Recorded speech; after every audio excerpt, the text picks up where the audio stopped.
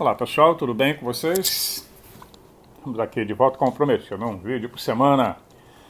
Tá, trabalho, mas vamos lá, vamos continuar. Em primeiro lugar, antes de eu começar, um aviso especial a todos vocês aí no Brasil, meu país querido. Cuidem-se, porque as coisas estão confusas e podem sair do controle. Então, por favor, protejam-se, cuidem-se, independente das suas opiniões partidárias, políticas, né? Político-partidárias. Nós queremos um Brasil grande, bonito, uma grande nação, um país que tem condições de ser uma monstruosa potência, não é? E ensinar para muita gente. Ok, vamos continuar a falar do Egito. Esse é um outro lugar confuso também, um lugar em que muita coisa aconteceu ao longo de milênios. Nós estávamos falando sobre uma sequência de tempos. Eu vou continuar a falar sobre vários locais que estão fora do roteiro turístico, às vezes, bem escondidinho, quase ninguém comenta. Mas vamos voltar lá para as grandes pirâmides, a de Kelps, a maior pirâmide que existe, né? A mais famosa do mundo. Vem falar sobre umas pesquisas que foram feitas lá por acadêmicos, pessoas com formação acadêmica, engenheiros, técnicos, pessoas com doutorado em várias universidades, cientistas que fizeram trabalhos de pesquisa por lá. Então, com as recentes descobertas dos novos espaços ou câmaras atrás da chamada porta de Gantenbrink, Gantenbrink é um engenheiro alemão que fez um robô, né? E teve pesquisando lá o Poço Sul, né? E a poça, que eles chamam a porta no Poço Norte, e a Câmara da Rainha na Grande Pirâmide. Câmara da Rainha foi um nome que eles deram depois, que não é nada a ver com a rainha. Então, o interesse desse monumento antigo é fantástico, captura a imaginação de todos nós e de muitas pessoas pelo mundo afora. E na época que do Gantenbrink esteve fazendo essa pesquisa, na década de 90, o Dr. Zahi Hawass, que eu sempre falo dele, né, era o presidente do Conselho Supremo de Antiguidade do Egito. Ele mesmo confessou que a Grande Pirâmide ainda não tinha revelado todos os seus segredos, de forma alguma. Então, na verdade, as câmaras internas da Grande Pirâmide exibem muitas características anômalas. Várias universidades do mundo inteiro já fizeram pesquisas por ali. E elas nunca foram tratadas ou discutidas adequadamente pelos egiptólogos, como o próprio Hawass. Tem um livro chamado Giza Power Plant, da Beer and Company, de 1998, onde o engenheiro Chris Dunn, o Chris Dunn ele era engenheiro, ele tinha na época, né, 98, 50 anos de experiência na área de engenharia. Ele trabalhou principalmente na indústria aeroespacial, com ênfase em precisão e aplicação de lasers. Ele publicou uma série de artigos sobre suas teorias sobre tecnologia antiga e ele é o autor desse livro Giza Power Plant. Giza, uma usina de força. Ele mora nos Estados Unidos, em Illinois. Ele sugeriu que haviam evidências de que a Grande Pirâmide poderia ter experimentado um evento cataclísmico, uma explosão em que, em algum momento do seu passado distante, encerrou o seu papel como usina de energia ativa. Uma máquina que Dunn propõe ter existido e que é o assunto do seu livro. Um outro livro que fala sobre o assunto e corrobora a hipótese de Dunn que é The Land of Osiris, a Terra de Osíris, da editora Adventures Unlimited, o Limited Press, de 2001. Não adianta traduzir número de editora, porque não tem como, é nome próprio. E tem um outro livro agora, o mais recente, esse saiu agora, 2021, fresquinho, eu ainda não comprei, mas já li todas as críticas a respeito, que é do Dr. Hurtak, JJ Hurtak, e sua esposa Desiree Hurtak. O nome do livro é Complexo Industrial de Gizé. Né? Eles já estiveram lá na área do Egito em 1997, 98 e 99. Em 2003 ele fez uma viagem também como apresentador de uma conferência chamada Mistérios do Espírito, que foi realizada na Casa Mena, perto do Planalto de Gizé. Isso em janeiro de 2003.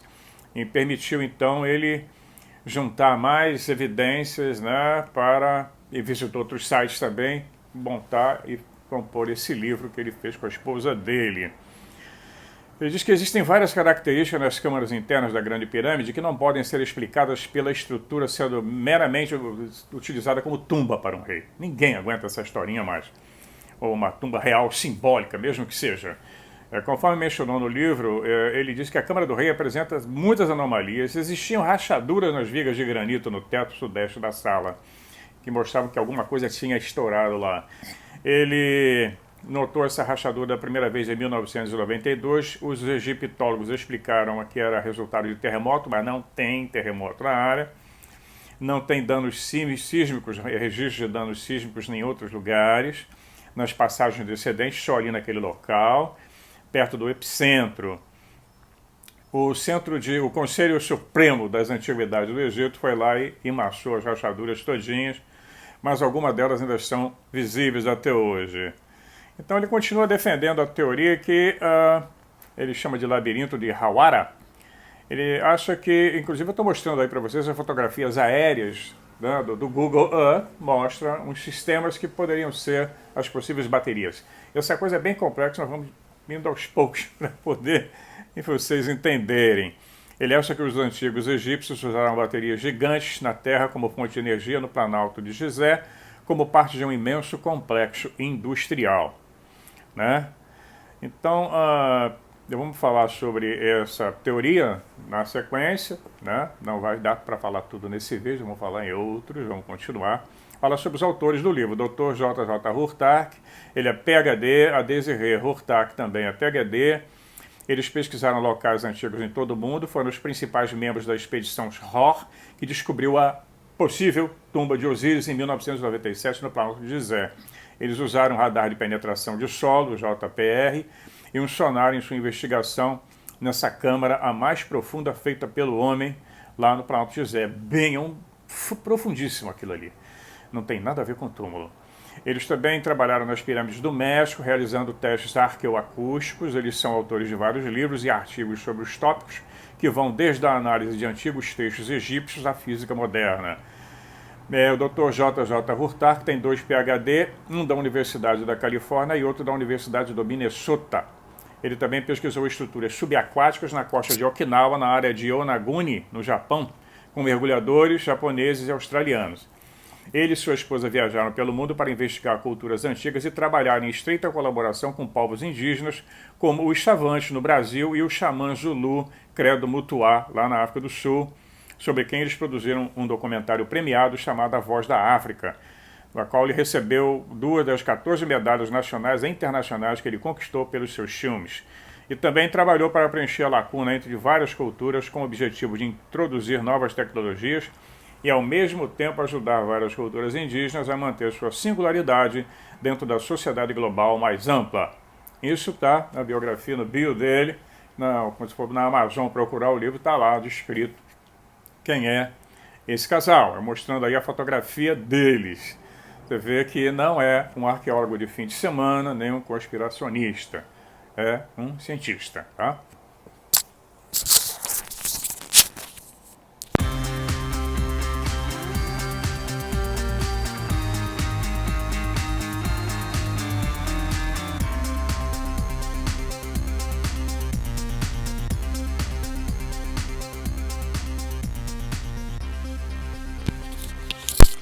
Pois é, então continuando um pouquinho ainda com o Osirium, porque essa construção é muito interessante, vamos passar depois para uma outra também completamente louca.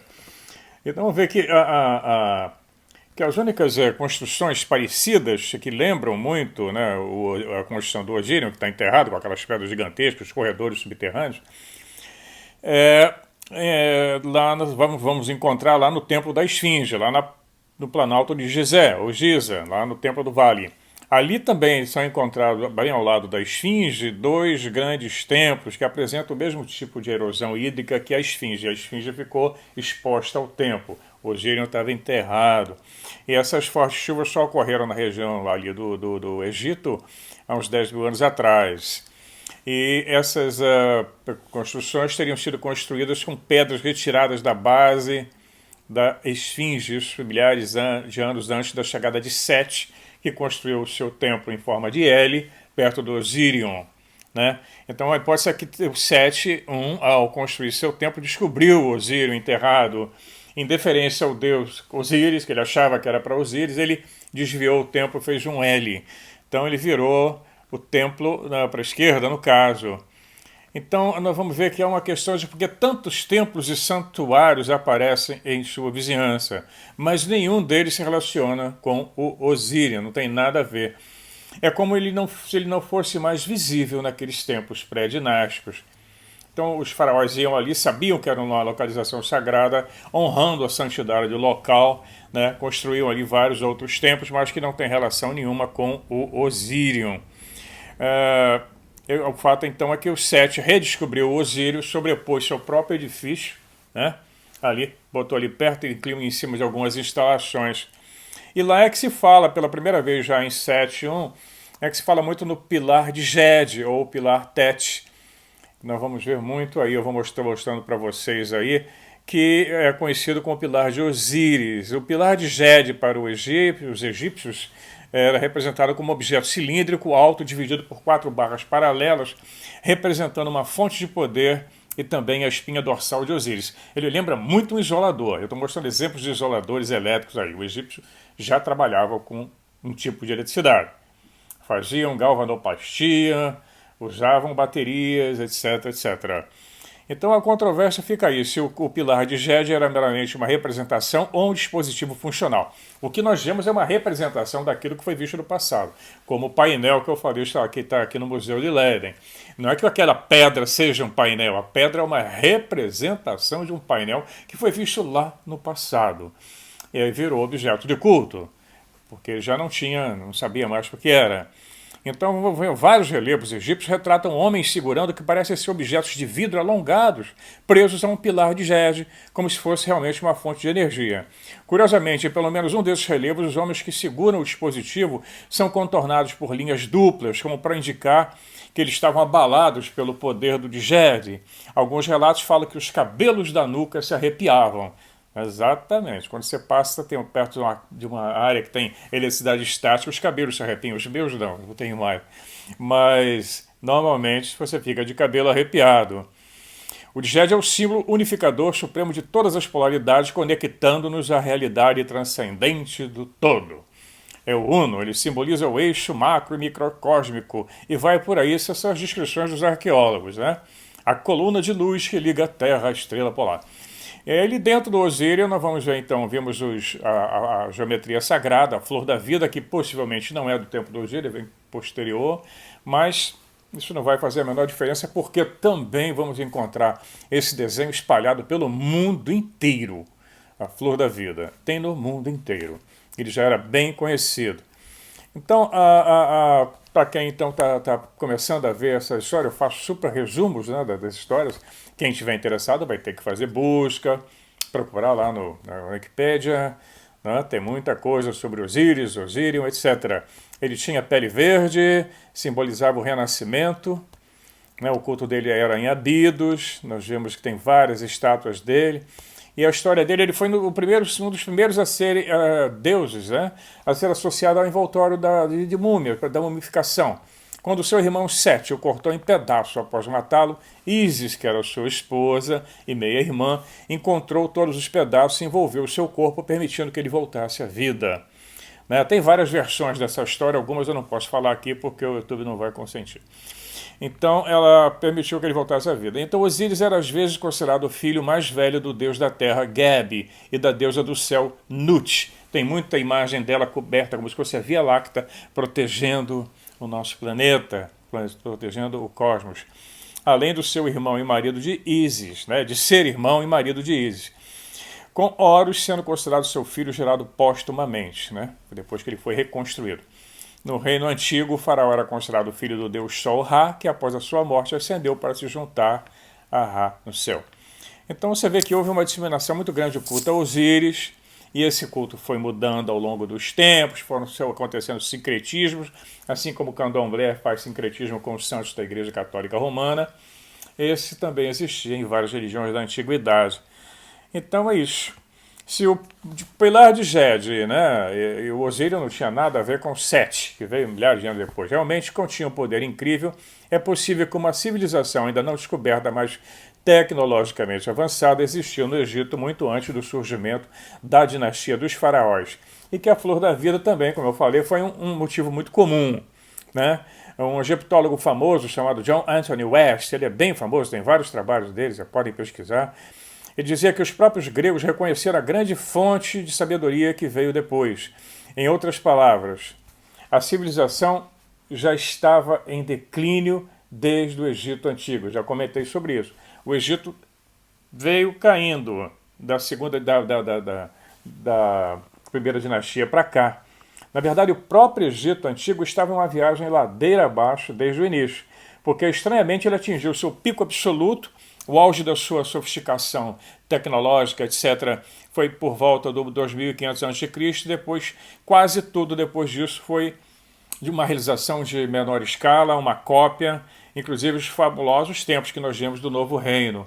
Foi declinando até a era dos Ptolomeus, com Cleópatra sendo a última faraó. Então, tem que pegar muito nisso. O interesse maior que dos pesquisadores, de todos nós que trabalhamos com pensamos fora da caixinha, é saber o que houve lá atrás. Porque o que nós pegamos foi o resto. Foi o legado que ficou, e o Egito já estava em declínio, já na época de Sete. Já tinha a civilização que não conseguiu ali avançar, não arrancou mais e ela declinou, como todas as outras. E nós vamos conversar bastante sobre isso.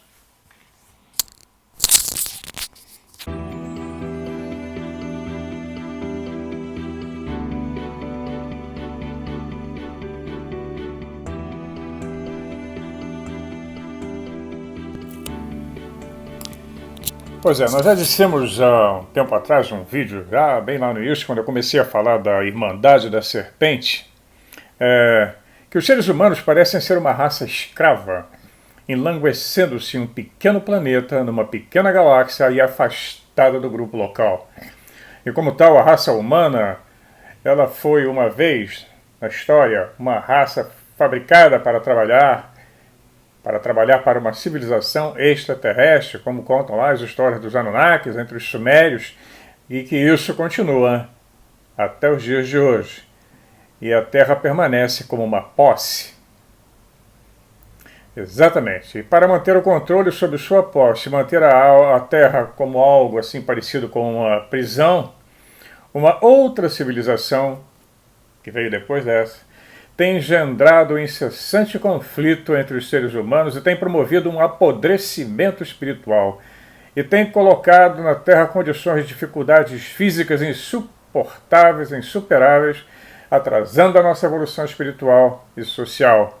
E essa situação tem existido por milhares de anos e continua até hoje. Isso está lá no livro Os Deuses do Éden, William Branley, quando ele defende essa teoria de que eu também, temos conversado sobre isso lá quando começa a história na Suméria, lá bem antes, sobre esses seres que vieram para cá e teriam criado o homem para trabalhar para ele, para servir.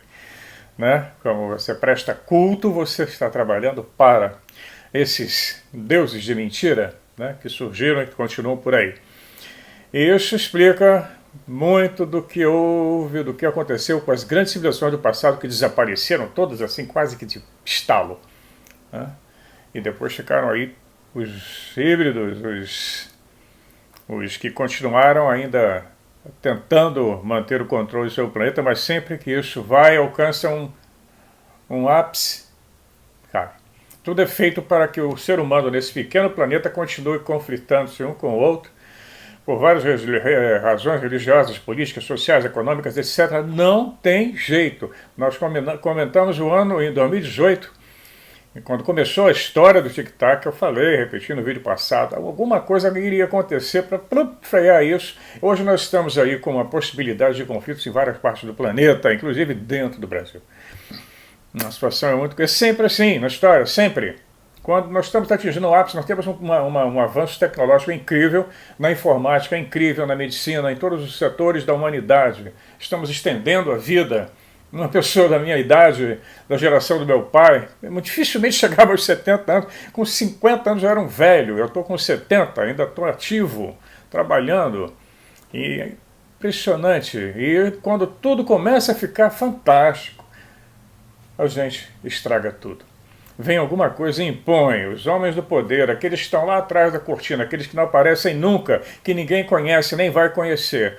Aquela turma que não faz questão de aparecer nas atividades sociais, nos jornais, ou seja lá onde for. Uma elite secreta que também não é a principal, porque por trás dela é que estão esses arcontes. Então, começar a falar, quando eu falo desculpe, falar do Egito, falar dessas civilizações antigas, é falar sobre essa turma, que em um dado momento da nossa história, lá no passado, chegou e tomou conta. Se por contrato, se por conquista, se por acordo, nós não sabemos. Aí a gente fica em busca dessas explicações, porque não dá para entender como é que pode, num planeta tão lindo, nessa joia que nós vivemos, aconteceu o que acontece há milhares de anos. É um planeta que parece tirado. A gente fica olhando naqueles filmes de ficções científicas, como Duna, o planeta Jedi Prime, ou Planetas Prisões, onde as pessoas vivem ali em eternos conflitos. Quanto mais conflito tiver, mais fácil você domina, mais fácil você trabalha com a sua agenda, seja lá qual for, porque está sempre em desacordo. O que está acontecendo aí também mais ou menos, é exatamente isso, não é mais ou menos. Quanto mais eu jogo um contra o outro, em todos os aspectos sociais, políticos, econômicos, sexuais, mais fácil eu domino. E é isso que tem acontecido, até quando nós não sabemos. Mas nós vamos procurar a resposta para esse enigma enquanto dá. Pois é, essa introdução é porque eu também estou incomodado com as coisas, e muito, muito. Eu tenho uma preocupação muito grande sobre tudo que está se desenrolando no nosso planeta de pouco tempo para cá. Foi muito rápido, essa virada aconteceu rápida, mas ela já tinha sido planejada. Eu vou colocar um texto lá no Telegram, né? Eu vou começar a colocar textos lá, falando sobre esse assunto lá. Aparentemente é mais tranquilo, não sei também até quando, porque já soube que tem problemas por lá também. O cerco vai se fechando. Bom, então nós vamos falar sobre o poder das pirâmides. Tem a ver com essa história também. O que eu vou comentar com vocês agora é um pouco completamente especulativo. Tá? Não quer dizer que seja verdade. Vários pesquisadores trabalharam nessa linha que eu vou ler agora para vocês, que eu vou explicar, mas não quer dizer que seja verdade. Cada um aceita ou não, ok? Que é sobre o poder das pirâmides, que em primeiro lugar ela nunca foi túmulo de nada. Nós tínhamos conversado sobre a cidade do Cairo, eu tinha prometido no vídeo passado. A cidade do Cairo nunca foi importante no Egito Antigo. Não tinha nenhum problema, ela estava ali abandonada. Todo o reino, o Baixo Reino, o Alto Reino, o Novo, o Velho Império, todos se desenvolveram fora da cidade do Cairo. Ali era conhecido como uma necrópole. As pirâmides já estavam lá, já estavam abandonadas, já não serviam ao propósito para qual elas foram construídas. Em volta se construiu uma necrópole, quer dizer, um cemitério. Havia Heliópolis ali perto, como eu falei para vocês, uma escola de sabedoria que surgiu depois, mas a região ali do Planalto de Gizé ou Giza não tinha mais aquela importância. Cleópatra, por exemplo, em tudo que nós podemos, historiadores trouxeram para nós, já pouco tempo, Cleópatra foi a última faraó, né? Ela dizia que ela tinha condições de ler os hieróglifos, era uma das únicas que podia traduzir a linguagem antiga, porque depois da invasão de Alexandre o Grande, que ele colocou a língua grega como a língua principal, a língua antiga do Egito foi desaparecendo aos poucos, e aos poucos foi se perdendo conhecimento, e assim sumiu da história, quase, né?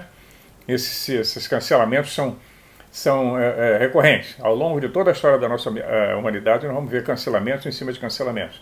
Então, tudo que a gente tem são fragmentos que nós tentamos juntar nesse quebra-cabeça maluco. É um grande quebra-cabeça, porque da onde que nós viemos, o que é que nós estamos fazendo aqui, para onde nós vamos, e quem foi que começou essa história e por que a gente não consegue evoluir, não é? Pois é. Pois bem, as pirâmides, né, a grande pirâmide de Gizé, a única sobrevivente, a pirâmide grande, a maior, né, ela é a única sobrevivente das 7 maravilhas do mundo antigo, os originais, né? Cheia de mistérios, todo mundo pergunta a respeito dela, quem a construiu, etc, parará, parará, parará, blá blá blá. Tem histórias e mais histórias. E muitos geólogos concordam que a erosão hídrica, né, a erosão provocada pela água na Grande Pirâmide, indica que ambas as estruturas, tanto a pirâmide como a esfinge, ficaram sob fortes chuvas, o que não ocorre no Planalto de Gizé há mais de 10 mil anos. Em outras palavras, a civilização egípcia, que data do início do primeiro período dinástico do rei Menés, por volta de 3100 a.C., não poderia ter construído a Grande Pirâmide. Então, possivelmente, ela foi criada muito antes. Então, embora caracterizado como local de sepultamento para o faraó Quéops, né, da quarta dinastia, ele também é chamado de Khufu, nenhum hieróglifo, nada adorna as paredes da Grande Pirâmide, não tem nada que faça referência a ele. A única estátua que se tem de Khufu está no Museu do Egito, é uma coisinha desse tamanho. E com embutiram ali, você aceita que essa é a história que eles empurraram goela abaixo. Ao contrário de todas as outras estruturas egípcias antigas, ela não tem nenhum enfeite. E se tinha alguma aparelhagem, algum equipamento, algum cristal, alguma coisa, aquilo tudo já foi retirado ao longo dos milênios. Os ladrões de túmulos de ruínas sempre existiram, né? Então não tem. Então tem só um cartucho foi encontrado por um arqueólogo chamado Coronel Howard Wise, ele é egiptólogo britânico. Em 1837 ele achou um cartuchinho lá, pintado, com o nome, mas depois descobriu que poderia ter sido falsificado. Ele falsificou isso porque ele estava precisando de ajuda financeira para continuar a pesquisa dele no Egito. Depois descobriu que era falso. Mas essa história ficou e acabou. É Quéops, Khufu e acabou. Né? Imagina uma obra daquela se você não tem uma parafernália de documentos mesmo nas pedras, né? Gravados em pedras, etc., que falassem. Ela já era abandonada no tempo de Heródoto. Aquilo tudo estava abandonado. No tempo da Cleópatra, a esfinge estava enterrada. Então nós vamos ver que a pirâmide tem muito mais mistérios muito mais perguntas do que respostas. Teve um engenheiro alemão, né, em 1993, o Rudolf Gantenbrink, ele junto com outro engenheiro britânico, Christopher Dunn, acreditava que a Grande Pirâmide podia ser um gerador de energia gigante baseado em ressonância harmônica. Isso foi em 1993. Ele fabricou um robô, né, que era controlado remotamente, chamado Upua-UT-2, ou Upua-UT ou Vepwavet, que era uma divindade cujo nome significaria o abridor de portas, né, tipo um Ganesha, aquele que rompe os obstáculos, ou Xangô. Né. Provavelmente ele quis dar isso porque esse robô seria um explorador, né, dos pequenos túneis que tinha, um robô pequenininho. Vou mostrando as fotos aí para vocês. E ele foi explorar o Poço Sul na Câmara da Rainha. O robô viajou pelo poço e revelou aquilo que Dunn interpretou como terminais elétricos e cabos, e até antigos diagramas de fiação gravados na parede. A descoberta de contatos elétricos e fiação dentro da Grande Pirâmide, junto com as marcações que mostram como conectá-los, não se encaixa em nenhum lugar da egiptologia convencional, é claro. Né? Mas isso já tinha sido comentado em livros anteriores. Por exemplo, tem um livro chamado The Giza Power Plant, ou a usina de força de Giza. Tem um outro livro chamado Technology of Ancient Egypt, que foi escrito em 1998, falando sobre isso, sobre a possibilidade das pirâmides terem sido usinas de força. Dunn, ele propôs que a Câmara da Rainha servia como uma câmara de reação e os eixos que conduziam a essa câmara, os túneis, né, forneciam dois produtos químicos que, quando misturados, criavam hidrogênio. Dunn apontou que no final do túnelzinho do sul da pirâmide, no que agora é conhecido como a porta de Gantenbrink, existem dois pinos de metal. Tem fotos aí para mostrar para vocês. Esses pinos, embora os pinos de metal tenham sido descritos como ornamentos ou maçanetas de porta, imagina, lá dentro da pirâmide, num lugar que só pode ir, que era um túnelzinho estreito, que o robô vai e descobre essa câmara, como é que tem maçaneta para a porta lá de metal. Ninguém explicou como é que os pinos de metais ornamentais foram colocados fora da vista em pequenos eixos túneis dentro da pirâmide. É possível que eles tenham sido eletrodos. Em maio de 2011, a revista New Scientist publicou novas imagens desses poços, incluindo um bloco de pedra e uma porta, possivelmente mais uma porta perto, para sair para o exterior da pirâmide.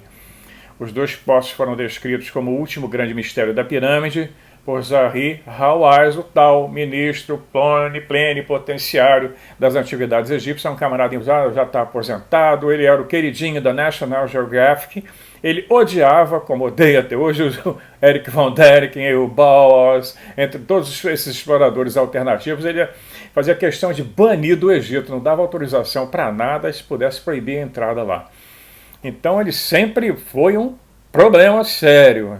Ele não era muito educado, ele não era nada educado, Ele perdia a paciência nas entrevistas, só faltava brigar.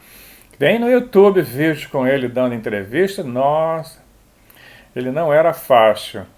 Então, se esses hieróglifos que foram encontrados lá pudessem ser decifrados, né, eles podem ajudar os egiptólogos a descobrir, os pesquisadores a descobrir para que eram esses túneis, desses poços, né, disse Robert Richardson, da Universidade de Leeds. Então, o Christoph Daum continuou, ele apresentou um argumento convincente que a Grande Pirâmide, longe de ser simplesmente uma tumba, era uma fonte de energia gigante. E tem outros autores que já falaram sobre isso, nós vamos continuar a falar no decorrer dos vídeos que nós estamos fazendo sobre o Egito.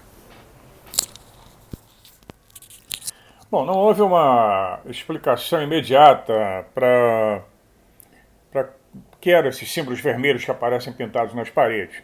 Não se sabe o que eles significam, mas eles são uma descoberta significativa e eles têm o potencial de abrir uma área inteiramente nova de pesquisa na obtenção de uma compreensão do simbolismo do Egito Antigo, que nós não conhecemos, é muito difícil.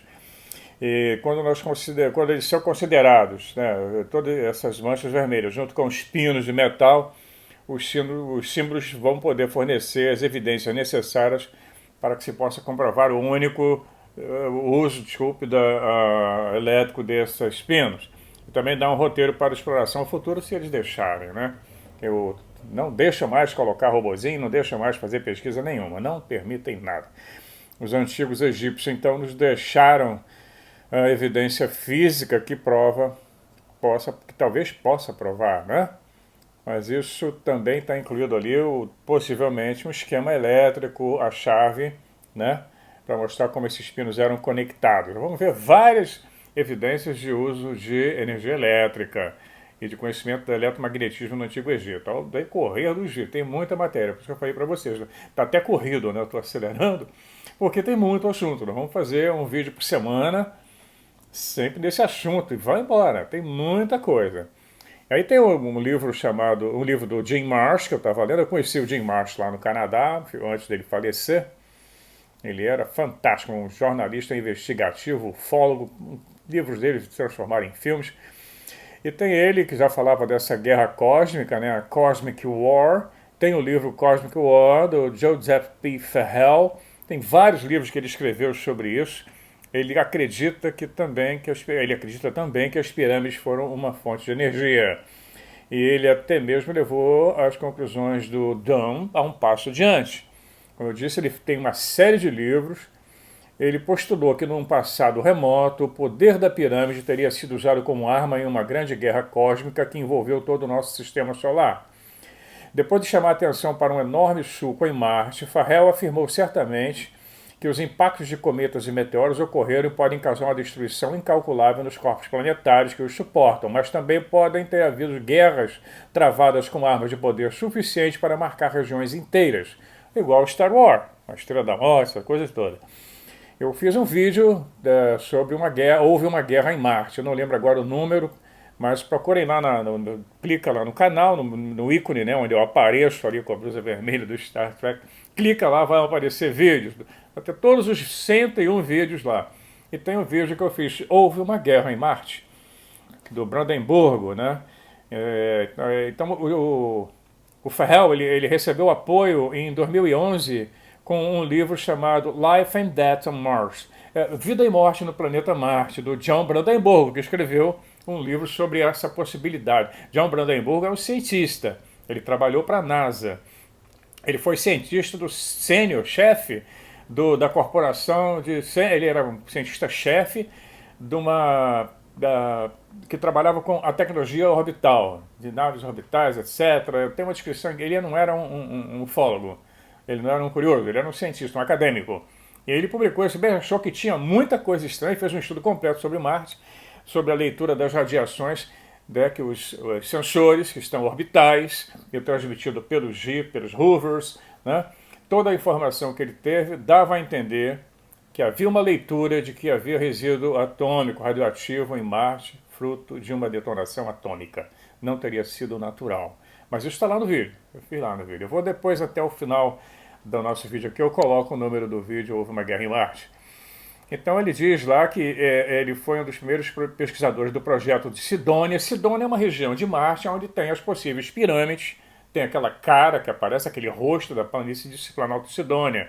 Engraçado que a NASA, os outros países que estão mandando, agora a China mandou um robô em Marte também, a China está lá com o seu robô com uma nave orbital, viu? Tem que prestar atenção na China. Eles nunca mandam uma nave para esse local, para Sidônia, né? Onde estão as pirâmides, onde tem a cidadela, onde tem o rosto. Não é interessante isso? Hã? Pois é, um estudo privado dos estranhos monumentos em Marte, de Brandemburgo, afirma que Marte realmente foi semelhante à Terra durante a maior parte da sua história geológica e continha uma biosfera enorme em evolução, mas experimentou uma catástrofe nuclear misteriosa e surpreendente. Hoagland é outro também que, para outro escritor, que também viu que propôs, né, que o cinturão de asteroides pertence a um planeta explodido. Ele disse que é uma teoria alimentada por muitos pesquisadores, acadêmicos também.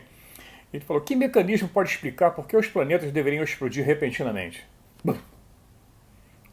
O problema não é pequeno e nem irá embora, ele disse, Hoagland. Isso vai ficar aí incomodando. Existe sim essa possibilidade. Vamos lá, vamos em frente, está animado, né? Só falta o Darth Vader agora. O cenário que Ferrell colocou não é tão implausível quanto pode parecer superficialmente. O notável astrônomo Tom Van Flandern, ele referiu-se à possibilidade de um planeta explodido e afirmou: essa possibilidade especulativa pode resultar da separação magnética e do armazenamento de antimatéria em um planeta bilhões de anos antes da explosão, ou algum tipo de processo de geração de antimatéria de alta energia por reação em cadeia ou da intervenção de seres inteligentes. É um cientista, viu? Pois é. Na minha opinião, ele continua, a última possibilidade não deve ser descartada de imediato. O Ferrell observou, Van Flandern está cautelosamente e delicadamente sugerindo que seus planetas explodidos podem ter sido explodidos em atos de guerra deliberados, e, no entanto, é precisamente esse modelo que a abundância de textos antigos realmente suporta. Nós temos essa história contada em vários textos antigos, desde a Bíblia da Guerra nos Céus, aos hindus com a Guerra nos Céus, daquelas duas famílias grandes, que teve uma grande batalha nos céus da China. Isso é contado em várias histórias, não é?